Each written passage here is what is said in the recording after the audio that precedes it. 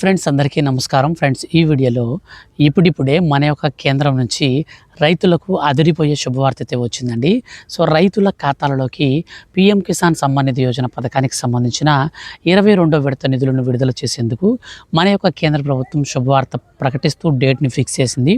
అలాగే దీంతో పాటుగా మన యొక్క కేంద్ర ప్రభుత్వం పీఎం కిసాన్ సమ్మాన్ నిధి యోజన పథకానికి సంబంధించి ప్రస్తుతం ఇస్తున్నటువంటి బడ్జెట్ని మనకు 6,000 రూపాయల నుంచి డైరెక్ట్గా మరో 4,000 రూపాయలని దానికి జోడించి 10,000 రూపాయల వరకు అయితే తీసుకొచ్చిందండి. సో ఈ యొక్క పెంచినటువంటి డబ్బులు కూడా మనకు ఎప్పటి నుంచి వస్తాయి. అలాగే ఈ పీఎం కిసాన్ సమ్మాన్ నిధి యోజన పథకానికి సంబంధించి ఈసారి కొత్త విధానంలో మనకు పంపిణీ అయితే ఉండబోతుంది.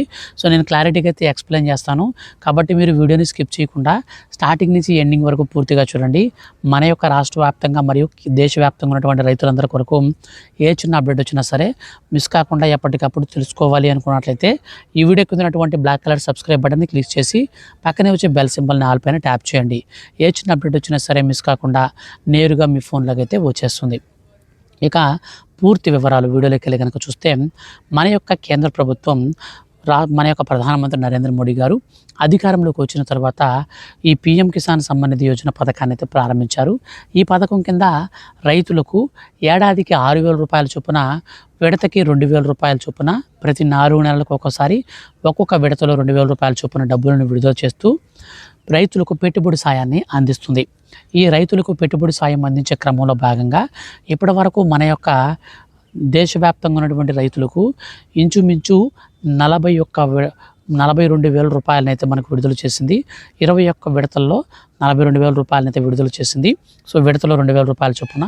అయితే ఈసారి మనకు ఈ పీఎం కిసాన్ సమ్మాన్ నిధి యోజన పథకానికి సంబంధించి 22వ విడతకు సంబంధించి గుడ్ న్యూస్ అయితే ప్రకటించింది.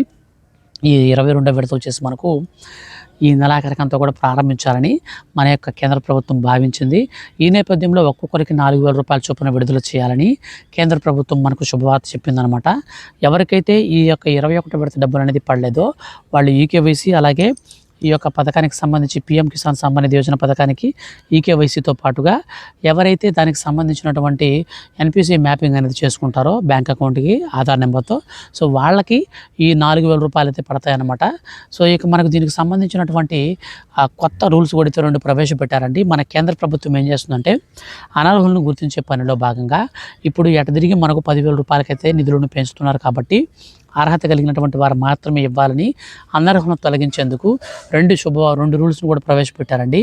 మన యొక్క దేశవ్యాప్తంగా ఉన్నటువంటి రైతులకు ఇక నుంచి ఎవరైతే ఈ యొక్క కుటుంబంలో 2 లేక 3 రైతులు ఉంటారో వాళ్ళందరికీ కూడా పీఎం కిసాన్ సమ్మాన్ నిధి యోజన నిధులను నిలుపుదల వేస్తూ ఉత్తర్వులు జారీ చేసింది.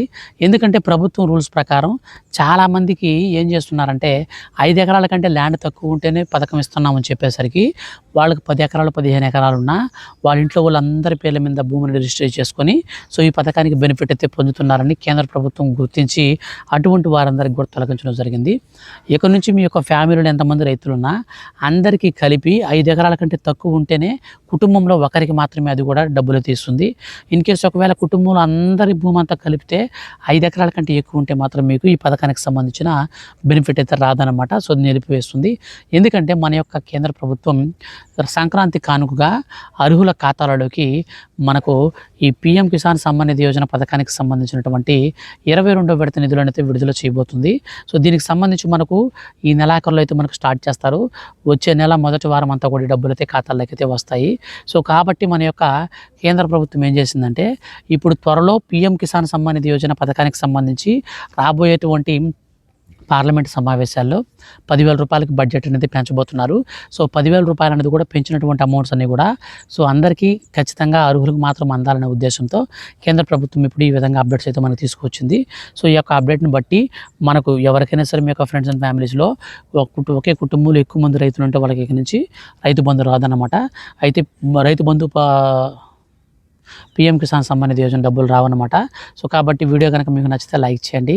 ఇలాంటి మరిన్ని లేటెస్ట్ అప్డేట్స్ కోసం సబ్స్క్రైబ్ చేసుకోండి. Thank you for watching.